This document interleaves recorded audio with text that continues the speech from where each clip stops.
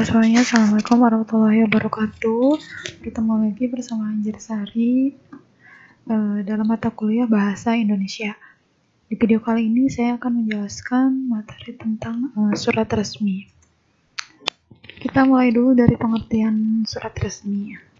Surat resmi merupakan surat yang dibuat oleh suatu instansi ataupun perorangan yang sifatnya formal. Surat resmi menggunakan bahasa Indonesia sesuai dengan IJID atau ijaan yang disempurnakan.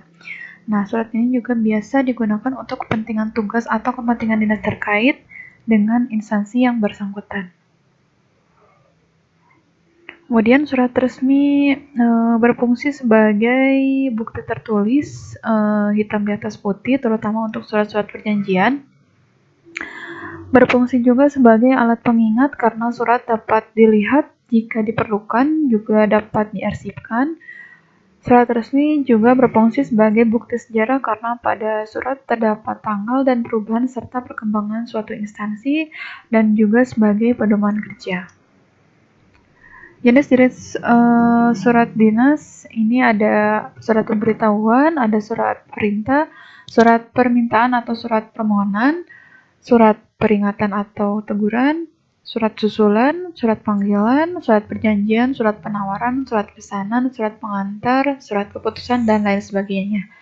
Nah, jenis-jenis surat ini itu dibuat sesuai dengan kebutuhan instansi tersebut.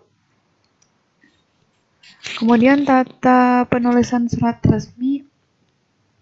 Yang pertama ada kepala surat. Nah, kepala surat di sini merupakan identitas pertama yang dilihat atau diterima oleh penerima surat, ya. Nah, kepala surat ini biasanya ada di bagian paling atas.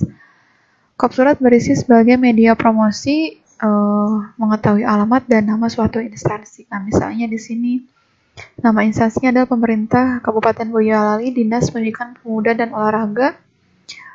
Alamatnya di Jalan Pangandaran nomor 230 Boyolali. Kemudian ada nomor surat. Nomor surat di sini untuk memudahkan suatu instansi dalam pengarsipan atau penyimpanan data. Nah, nomor surat ini biasanya terletak di pojok kiri atas setelah kop surat. Selanjutnya ada tanggal penulisan surat. Nah, ini berfungsi untuk mengetahui kapan surat tersebut dibuat. Nah, ini biasanya terletak di pojok kanan atas setelah kop surat.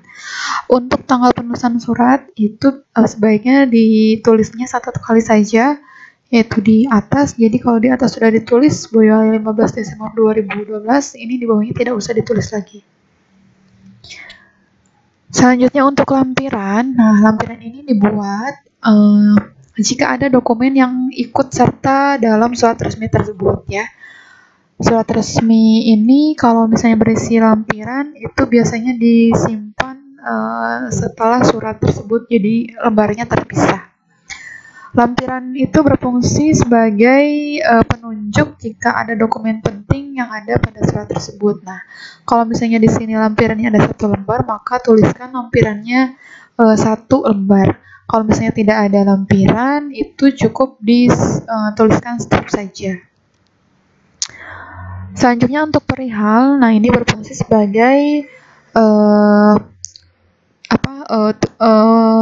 berfungsi agar penerima dapat segera mengetahui tujuan dari surat resmi tersebut. Nah, ini contoh perihalnya adalah edaran libur semester gasal tahun pelajaran 2012-2013.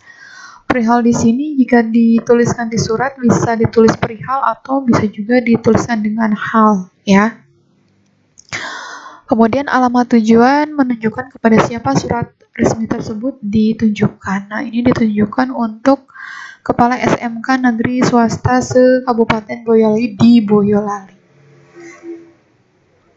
Salam atau kata pembuka berfungsi sebagai pembuka sebelum ke inti suratnya, ya. Nah, ini contoh dari kata pembukanya. Jadi berdasarkan kalender pendidikan Provinsi Jawa Tengah tahun 2012-2013, Kepala Dinas Pendidikan Pemuda dan Olahraga menginstruksikan kepada Kepala Sekolah SMK Negeri Swasta se-Kabupaten Boyolali sebagai berikut. Dan isi suratnya adalah ini, ya. 1. 2, 3 ini ya, 3 poin ini isi suratnya. Nah, isi suratnya itu bertujuan sebagai inti pokok dari surat resmi tersebut. Selanjutnya, salam atau kata penutup ini berisi kata-kata penutup yang digunakan untuk menambah kesantunan dalam berkomunikasi. Ini contoh kata penutupnya yaitu dengan demikian atas perhatian dan kerjasamanya diucapkan terima kasih. Selanjutnya, tanda tangan dan nama penanggung jawab ini biasanya diletakkan paling bawah ya, sebelum tembusan. Itu juga kalau tembusannya ada. Jadi ini diletakkan paling terakhir. Nah, ini merupakan penanda dari penanggung jawab terhadap surat resmi tersebut. Ini penanggung jawabnya adalah Kepala Dinas Dikpora Kabupaten Boyolali atas nama Dr. Andes Sutojo MSI. Kemudian untuk tembusan ini dituliskan jika terdapat pihak yang dianggap perlu untuk mengetahui surat tersebut ya. Kalau misalnya tidak ada tembusan berarti tidak usah dicantumkan di surat tersebut ya. Nah, ini contoh tembusannya adalah Sekretaris Dikpora Kabupaten Boyolali ya. Dan yang keduanya adalah pertinggal. Nah, itu demikian surat pengertian dari surat resmi, fungsi, jenis-jenisnya, serta bagian-bagian dari surat resmi tersebut. Demikian video kali ini, semoga bermanfaat. Terima kasih. Wassalamualaikum warahmatullahi wabarakatuh.